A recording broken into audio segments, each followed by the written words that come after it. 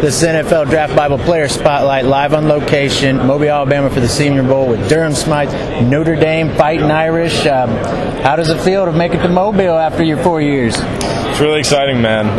Definitely an honor to be invited to an event like this. A lot of prestigious players have come through here in the past, so I'm excited for a good week here. I know you get this all the time, but how does a Texas boy make it up to South Bend? I do get that all the time. I grew up a big Notre Dame fan in Central Texas. My parents always preached to me from a young age, find a school that has great academics and a good football program.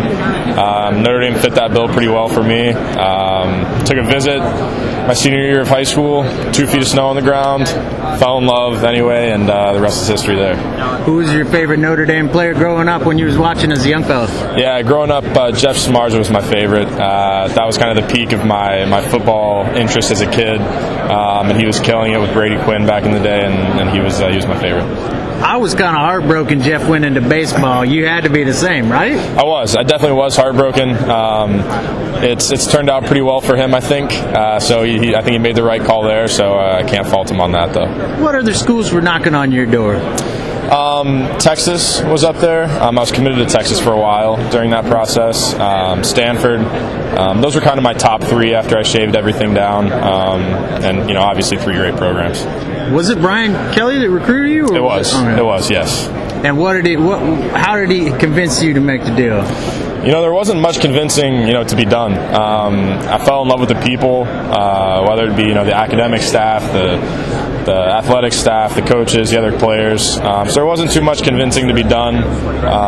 Talked about, the usage of the tight end a little bit, and, from there I was pretty sold. I like to call Notre Dame tight end you. Is that what you guys call it on campus at all? No doubt. We have for years, and it's kind of a long-running thing the tight ends talk about on campus is that, we have that responsibility to keep that moniker alive. Tell us about Brian Kelly's offense. What makes it different, and what makes it so explosive? You guys put points up on the board all the time. Yeah. So it's kind of shifted a little bit in the past year with Chip Long taking over as the OC. Chip's a really smart coach overall.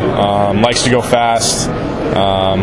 Implements a lot of different formations, a lot of different position groupings in different ways. And at the end of the day, he just does a lot of things with RPOs, runs the ball well, can throw the ball when we need to. So I think it's just that combination of going fast and just a multiple set offense. You're one of the rare tight ends in this class. There's a lot of tight ends that can catch. They line up in the slot. You line up in line. You block. You get your nose dirty. Yep. How many teams are speaking out about that they like a real traditional? Why? Yeah, they've talked about that a little bit. I try to tell them that I pride myself on that. That's something that I've worked on pretty extensively over the last 4 years, is being able to be a guy who can be counted on in the run game and at the point of attack in the run game. So that's something that I've really prided myself on the last few years, and something that I feel like I've improved on a lot, but something that I'm still looking to continue to progress. If you could take one teammate of yours from South Bend along for the ride with you to the pros, who would it be and why? Yeah, it'd be Mcglinchey. He's been my best friend since we got on campus 5 years ago now. We've lived together for 4 years, so it's almost like a brother relationship at this point. How impressive is that guy? I'm just knocking people, ragdolling dudes. Yeah, extremely impressive. Mike, really our entire offensive line this year was really something that I'd never seen before, whether it be Mike, Q, even the young guys on the right, Sam, Alex, and Tommy and Rob, all of them. They did a great job this year. Obviously won the Joe Moore Award, which is awesome for them, and I think that's just something that they'll build on moving forward. What does it mean to you to come from a school that has a legendary offensive line coach and also keeps you up on your blocking as well? Yeah, that was awesome. It was a blessing for me to be able to have that throughout my 5 years on campus. I owe him a lot. I can't thank him enough for what he did for me. Excited to see him, move up to the NFL this year. I know he'll do great things there, so I'm excited. Where are you working out right now? Who with? And what's the competition like? Friendly, I assume, yeah. But people pushing each other. Sure. I'm at Exos out in San Diego right now. I'm actually with Q and Mike. out there, so at least some familiar faces. And it is competition on a daily basis out there. And like you said, it's friendly, but it's nice because it does push you on a day-to-day basis, on a rep-by-rep basis. And I'm looking forward to improving over the next few months here.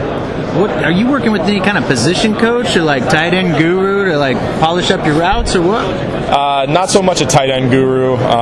We have guys who have come in at that facility, and we have a receiver coach, an offensive line coach, a quarterback coach, and I'm kind of all the way in between. I'll go with the receivers one day, I'll work with the quarterbacks the next, go with the offensive line for half the individual. So I guess it's a great combination for me, just so I can get some different perspectives. You could help settle a debate.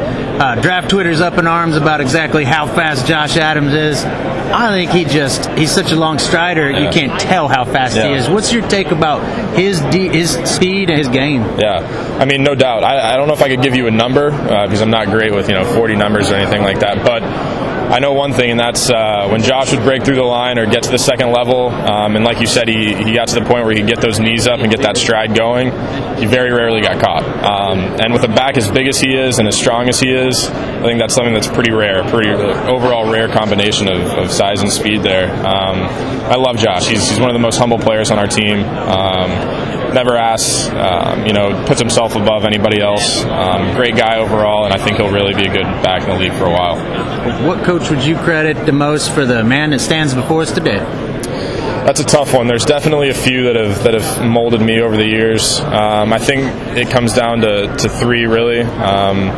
I think Harry Heastand, a guy that's been, our offensive line coach for the last 5 years, taught me a lot, about the game, but kind of outside the game as well. And two guys actually that came in this year, which Matt Bayless, who was our new strength coach, I just made extreme strides over these last 8 months, and that's really a credit to him overall in the weight room. And then Chip Long, who came in this last year as the OC and the tight ends coach, taught me more, than I've learned in my 8 years previously playing football.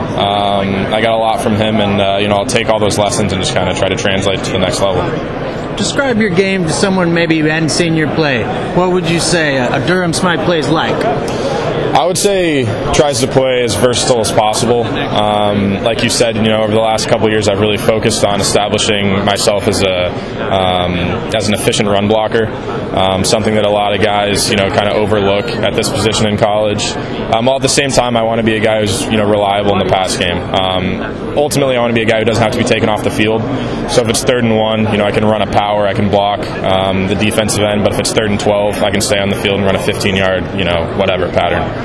So that's something that I think I would describe myself as. Get you out of here on this. What's the draft day plans? With family, friends back in Texas? Yep. I'll be back in Texas. Family and friends over at the house. We'll have a nice time. We'll be nice and relaxed, and we'll just hope for the best. All right. Likewise. Thank you so much, Durham. Appreciate that.